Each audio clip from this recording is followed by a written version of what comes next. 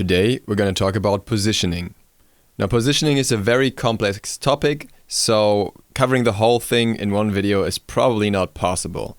What I will try and do is limit it to fights. We'll go through every role and how they should position a fight on the example of a Gold Fury fight. We will also talk about general rules of positioning and what to consider. And we will also look at an example of how pro players position in fights and how that lines up with what I'm going to tell you. What you have to keep in mind here is that a huge part of learning to position yourself properly comes from playing the game. I was trying to find guides on positioning, anything that I could use for reference, anything that's already been there, and there's pretty much nothing. And that's because it's an approach that you cannot really do theoretically all too well. A lot of it is just practical application, playing the game, getting a feel for where you have to stand with which character, because positioning pretty much differs from character to character in the game. So setting up general rules for them is really hard. I'm going to try and give you a basic idea, a basic concept you can work with, some things you can check on your own positioning, see if you are already applying that to your strategies, and you can build off of that, so to speak.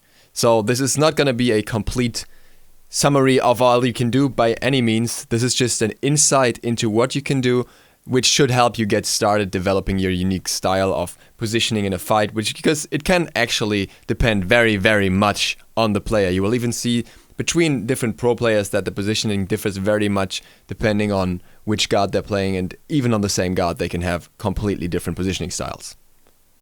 Let's first look at the positioning of hunters or ADCs and partially also mages in team fights.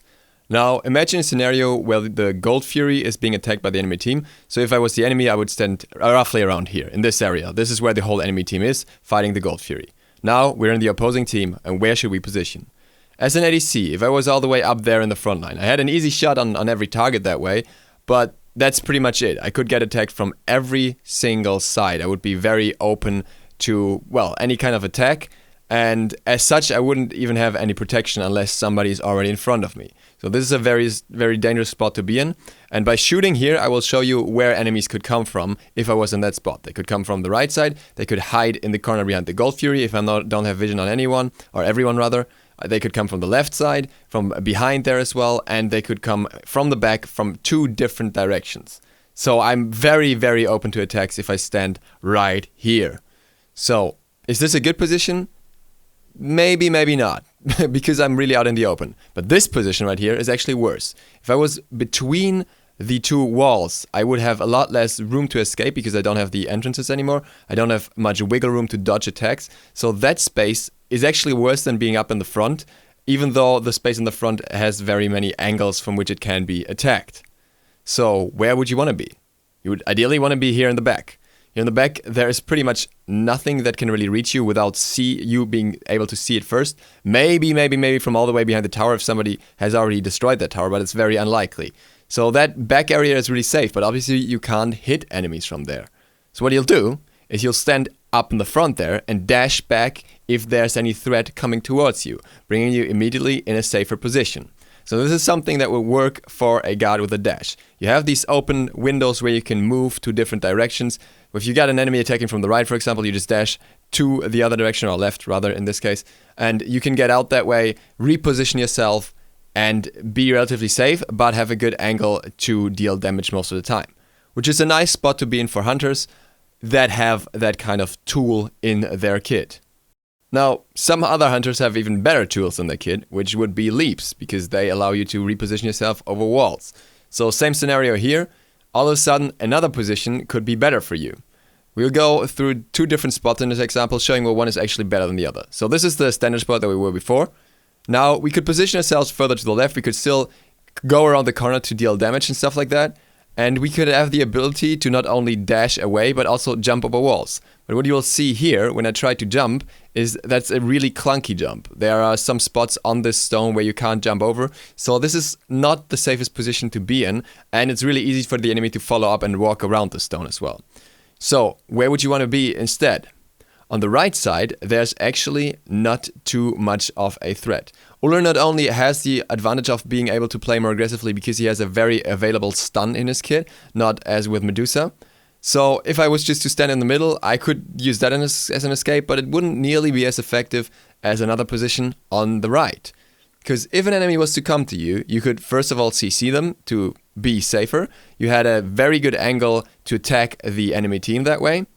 And you would have a wall behind you that you could easily jump over, while also having an area around you where you can very easily dodge. You could still be attacked from mid lane if somebody walked all the way around, but that would mean a lot of walking for the assassin, or from the back in the same sense, but that's very long pathing. And the only other attack point from the right side of the harpies there is very visible to you. Even if you go in there, you can still kind of see if someone's coming around the corner for quite a long time. So you'd have a very easy opportunity to just get out to the backline this way.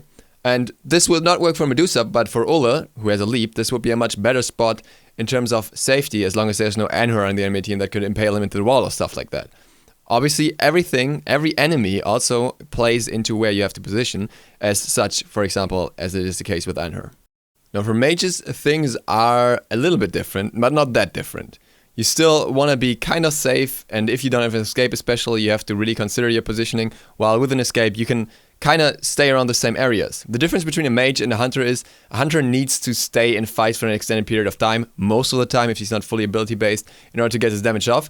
With a mage you can do just that. You can just drop your abilities. If I had the Kraken I could drop that there as well, and get out. You can zone with whatever tools you have, fall back into the backline, and then reposition yourself and come back in with your abilities, reposition yourself again. So with Poseidon, for example, I would always try to look for the sidelines where you have to be kind of deep to get your abilities off, as it is the case with Poseidon, but still have a way to get out, or multiple ways even, to walk away right after using your abilities. That way get an edge on enemies that would just close up to you right away if you were to stand in the middle of the fight, and would take you down before you can even get your abilities off. So in some cases, being hidden and not applying your basics as much is much more helpful for your team, especially when you're a mage that relies mostly on his abilities. In the same sense, assassins kinda do a similar thing, where they want to be in the backline and work that way. But they also work a little differently, which is why you kinda want to be in other spots of the fight. An assassin, in most cases, will look for the outskirts of the fight and try to get picks on the enemy. Now obviously with Hun Batz, for example, you could just go in from the side, use your ultimate, and still zone the team out, or you could blink in and stuff like that. But at the same time, there are certain scenarios where it's still better to come towards the enemy from the back where they can't see you. And assassins are the class that are kind of defined by this. As an assassin, you will rarely want to be in the front of a fight. You'd rather be like here on the right side, somewhere out of vision, and then move into vision when you feel like it's the right moment to engage, which will often not be at the beginning of the team fight. Here would have been a great opportunity to ult if the enemy team was still in there, and they would have no way of really noticing you unless they were like warding somewhere around you and would have seen you that way. But even then, you can sometimes just hide out in certain spots for a while and they will not expect you to pop up from that spot anymore. And if the communication between the team is not perfect, then you will also be able to hide from 4 members, even if one has seen you and stuff like that. So, as such, assassins can kinda get an edge on enemies by just coming in from the back. As you can see here, I could just throw out the monkey, teleport in, and use the rest of my abilities in the chain as well. You don't want to be in the front, you want to be in the backline, and you want to ideally keep at least some of your movement abilities while getting there, and unless you're sure you can kill someone right away with a leap or whatever. In the same sense, gods like Raven will also prefer to get in the backline, but as they're warriors, they can soak up some damage beforehand and they can peel. Osiris would be another great example of that, and then just ult into the backline and get a pick on the target. That's a lot more helpful for that kind of character that is more about warrior burst, so to speak, and a little bit of a lockdown, because you're not gonna do all too much to the frontline guardians most of the time, at least. So in a way, you play a little bit like an assassin, but you're usually a little more visible because you're also supposed to soak up damage, and sometimes you just need to frontline peel as well. And while talking about frontline peel, we obviously got the guardians, or generally the frontliners there. Those, in these kind of scenarios, not always, but in these kind of scenarios, just want to be at the front of the fight. You want to have your abilities ready to engage whenever.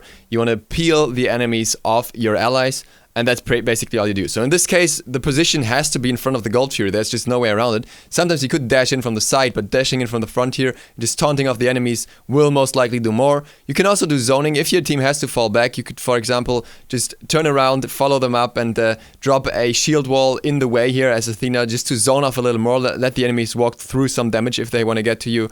or utilize your taunt in that case, just to hold the enemies off. So this way you basically have control over your whole team and where they are, and that way you can kind of control the direction of the fight. You can also move out to the outskirts and come back in if somebody's in need of help on the outskirts, but generally you're the one who has to be in the front and soak up the damage, so the guys behind you can actually get their damage off. Before we get into the SPL example, a few more words on roles. It's very important for you to know what you are. For example, when you're playing an assassin, are you an initiator or are you a flanker? If you're an initiator, like for example Thor, then sometimes you don't even need to hide all that much. You could just be somewhere in the backline and use your ultimate to dunk in, whereas a god like Kali, who gets picks in the backlines, is clearly a flanker and therefore has to be somewhere else. And this applies to every class and every kind of character, especially depending on what kind of mobility abilities you have. Also, what you always have to keep in mind with positioning is spacing. You have to make sure that you leave enough room between you and allies not to get hit by AoE abilities too easily. At the same time, you need to know how close you should be to your allies in order for them to be able to save you. If you just run away from them, you're not going to be able to get help from them. And also, sometimes it's just necessary to collapse on a target as quick as possible. That's something you should also be able to learn over time. We'll look at an example for that. Also, what's very crucial to good positioning is VGS. Do calls for your allies so they know what they're in for and what you want to do, and that they can position themselves accordingly.